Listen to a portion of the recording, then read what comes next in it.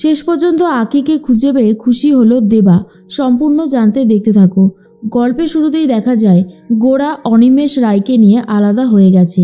অনিমেষ রায়কে বলে, আপনি যদি আমার সাথে থাকেন তাহলে আপনারই লাভ হবে। আমি একটা ডিল করতে চাই, যেখানে আমি আমার মামুর কোম্পানিতে বসবো আর আপনার যা ইচ্ছা তাই করে নেবেন। আর এটা শোনার পরে অনিমেষ বলে, কিন্তু তার আগে তো পিআরকে সরাতে হবে। পিআরকে সরাতে হলে অনেক কাঠখড় পোড়াতে হবে।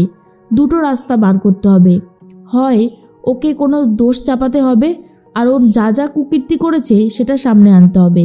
তখনই গোরা বলে, হয়ে যাবে, আমরা এটা প্রমাণ করে দেব যে ঝিলিক বলে যেই মেয়েটা রয়েছে আর আখি বলে যে রয়েছে তাদের মধ্যে থেকে কাউকে সরিয়ে দিতে হবে আর বলতে হবে এইটা সব কিছু করেছে মামা, তাহলেই তো হয়ে গেল। এর মধ্যেই অনিমেষ বলে, ঝিলিককে? ঠিক সেই মুহূর্তেই তখনই মনে মনে একটা কথাই ভাবতে থাকে অনিমেষ, যে আখি আর পাখি আমার তো দুই মেয়ে, কিন্তু এই ঝিলিক আবার কোথা থেকে এলো? ঠিক সেই মুহূর্তেই গোরা বলে, আখিকে যেমন দেখতে ঝিলিককেও ঠিক তেমনই দেখতে, যেন মনে হয় যমজ দুই বোন। আর এটা শোনার পরেই অনিমেষ রায় বুঝতে পারে যে তার মেয়ে পাখি হয়তো বেঁচে আছে। কিন্তু এটাও ভাবে, পুষ্প তো বলেছিল যে পাখি আর নেই, তাহলে হচ্ছেটা কি? তখনই অনিমেষ বলে, ঠিক আছে, তুমি যা বলছো সেটাই হবে, কিন্তু আমার একটা শর্ত আছে। গোরা তখন বলে, কি শর্ত? অনিমেষ রায় বলে, ওই ঝিলিককে আমি সরাবো, আমি ওকে সরিয়ে দেব, তুমি না। কি রাজি? গোরা তখন রাজি হয়ে যায় আর বলে, ঠিক আছে, আপনি যখন সরাবেন বলছেন আমার তাতে কোনো আপত্তি নেই, ওকে সরালেই হলো, সে যেই সরাক না কেন। অনিমেষ রায় আসলে এই দায়িত্বটা নিজে নিয়েছে কারণ সে কাউকেই মারতে চায় না, কিন্তু গোরা তো মেরে দেবে, সেই জন্য অনিমেষ রায় এই দায়িত্বটা নিজের কাঁধেই তুলে নিল। এর মধ্যেই দেখা যায় গৌরব তো প্রচণ্ড রেগে গেছে। তখনই চলে এসেছে ঝিলিক আর বলে, আরে বাবা, বউয়ের ওপরে কেউ এত রাগ করে? বউয়ের ওপরে এত রাগ করলে সমস্ত কাজ কিন্তু গন্ডগোল হয়ে যায়। বউয়ের ওপরে আপনাকে আর রাগ করতে হবে না। তখনই গৌরব বলে, তুমি কেন এসেছো এখানে? তুমি বস্তিতে ফিরে যাও, আমি তোমার সাথে আর সংসার করতে চাই না। ঝিলিক তখন বলে, বললেই হয়ে গেল নাকি? অগ্নি সাক্ষী করে আমরা বিয়ে করেছি, আমাকে আর আপনাকে কেউ আলাদা করতে পারবেই না।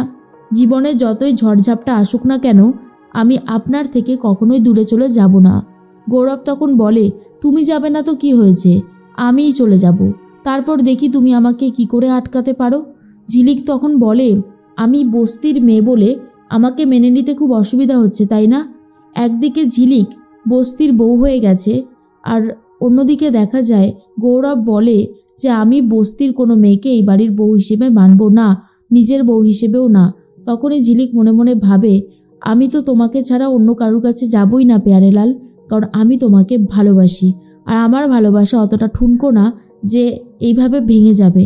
এদিকে পুষ্পর সাথে অশান্তি করতে থাকে ভীম আর বলে, ঝিলিক কোথায়? তুমি চুপ করে আছো কেন, বলো। এদিকে দেবা কেমন পাগলের মতন করছে, আমি নিজে এটা দেখেছি, ওর অবস্থা মোটেও খুব একটা ভালো নয়। কিন্তু পুষ্প বলে, তা আমি কি করব? ঝিলিকের কাছে আমি সবটা শুনেছি, ও ছাতাবাড়ির বউ হয়ে গেছে, আমার আর কিছু করবার নেই, যা করবার ছিল করে দিয়েছি। কিন্তু আখি কোথায়? এটাই যেন একটা বড়সড় প্রশ্ন হয়ে দাঁড়িয়েছে। ভীম বারবার করে আখির কথা জিজ্ঞেস করতেই পুষ্প বলে, আমি জানি না ওই মেয়েটা কোথায়। এদিকে মনে মনে একটা কথাই ভাবছিল পুষ্প, ঝিলিক যাই করুক না কেন আমি ঝিলিকের সাথে আছি। ঝিলিককে ফোন করে কথা বলতে থাকে ভীম আর বলে, এই আখি কোথায়? আখিকে খুঁজে না পেয়ে দেবার অবস্থা অনেক বেশি খারাপ হয়ে গেছে। কি হলো, চুপ করে আছিস কেন, বল আখি কোথায়? ঝিলিক তখন বলে, আখি কোথায় আমি জানি না, আর আমি জানতে চাইও না, ওকে হয়তো শেষ করে ফেলেছে ওই পিআরকে। আমার পক্ষে যেটুকু বলার ছিল আমি বলে দিলাম, এবারে বাকি দায়িত্বটা তোমাদের।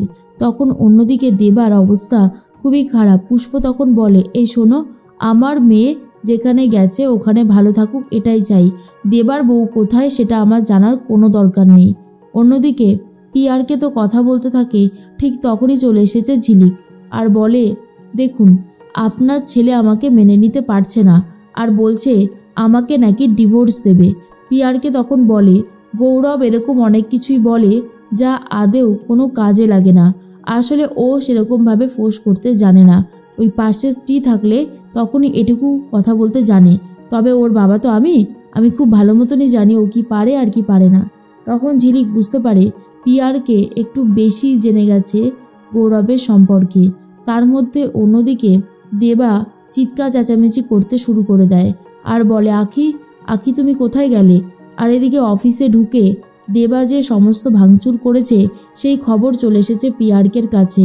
তখনই পিয়ারকে বলে, একটা বাইরের ছেলে আমার অফিসে ঢুকে সব কিছু তছনছ করে দিল, এটা আমি মেনে নিতে পারবো না। তখনই ঝিলিক বলে, করবে না কেন? আপনি ওর বউকে সরিয়ে দিয়েছি আর ওর খারাপ লাগবে না সেটা কি হতে পারে? ওর জন্যই তো ওর অত বেশি খারাপ লাগছে। পিয়ারকে বলে, না না, এটা হতে পারে না, এটা কিছুতেই হতে পারে না। আমি আমার অফিসকে ভাঙচুরের মধ্যে পড়তে দেব না। ওই দেবার অবস্থা আমি খারাপ করে দেব। এর মধ্যেই দেবা চলে এসেছে, ঝিলিককে ডাকতে শুরু করে। ঝিলিক তো বেরিয়ে এসেছে, সাথে বেরিয়ে এসেছে গৌরব। আড়াল থেকে গৌরব সমস্ত কথা শুনতে থাকে। তখনই দেবা বলে, বল বল আখি কোথায়? আমার স্ত্রী কোথায়? ঝিলিক, চুপ করে থাকিস না। তখন ঝিলিক বলে, তোর স্ত্রী কোথায় সেটা তুই জানিস না, আর আমার কাছে জানতেই বা এসেছিস কেন? তুই দয়া করে এখান থেকে যা। কিন্তু কোনোভাবেই দেবা যেতে চায় না আর বলে, তুই কেন বলতে পারছিস না? কেন এত লুকোচুরি? আমার স্ত্রী কোথায় এটা জানার অধিকার আমার আছে। তুই এভাবে চুপ করে থাকবি না। কিন্তু ঝিলিক চুপ করে রয়েছে আর বলে, দেখ, ও আবার হয়তো অন্য কারুর কাছে গেছে, আমার তো এটাই মনে হচ্ছে। আর ও হয়তো পৃথিবীতেই নেই। এরপরে এসব উল্টোপাল্টা কথা শোনার পরে দেবা তো চর মারবে বলে ঠিক করেছে ঝিলিককে। আর ঝিলিক তখন বলে, কি হলো, থামলি কেন, মার। দেবা বলে, আমাদের ছোটবেলার কথাগুলো হঠাৎ করেই মাথায় চলে আসলো, তাই তোকে মারতে পারলাম না। না হলে তুই আজকে যে সমস্ত কথা বলেছিস, তোর আজকে মার খাওয়ারই দিন ছিল। গৌরব সবটাই দেখতে পারে কিন্তু কিছু বলে না। দেবা তো বাড়ির দিকে চলে যায়। আর ঠিক তখনই মনে মনে কষ্ট পায় ঝিলিক আর বলে, আমাকে ক্ষমা করে দিস দেবা, এছাড়া আমার হাতে আর কোনো উপায় ছিল না, বাধ্য হয়েছে এক প্রকার এটা করতে। তখনই দেবা বাড়িতে যায়। বাড়িতে গিয়ে দরজা টকটক করতেই দেখে আখি দরজা খুলে দিয়েছে। আর আখিকে দেখার পর তো অনেক খুশি হয়ে গেছে দেবা। বলে, তুমি জানো না আমি তোমাকে কোথায় কোথায় খুঁজে বেরিয়েছি। তুমি এইভাবে না বলে কয়ে কোথায় গিয়েছিলে বলো তো? কিন্তু আখি তখনও মুখ খোলে না। এরপর আখিকে জড়িয়ে ধরতেই আখি যেন কোথায় ভ্যানিশ হয়ে যায়। আসলে পুরোটাই কল্পনা করছিল দেবা, আর সেই জন্যই আরও বেশি করে ভাবনা চিন্তার মধ্যে আখি চলে এসেছে। আখি তো নেই। আর আখিকে বারবার দেখে নিজের মন খারাপ করছিল দেবার। বলে, কোথায় গেলে তুমি আখি? তোমাকে আমি ঠিক খুঁজে বার করবই, তোমার কোনো ক্ষতি হতে আমি দেব না। যেভাবেই পারি না কেন তোমাকে খুঁজে নিয়ে আসবো, এমনটাই বারবার বলতে থাকে। আর অন্যদিকে খুব কষ্ট পায় ঝিলিক নিজেও আর বলে, আমাকে ক্ষমা করে দিস দেবা, এছাড়া আমার হাতে আর কোনো উপায় ছিল না।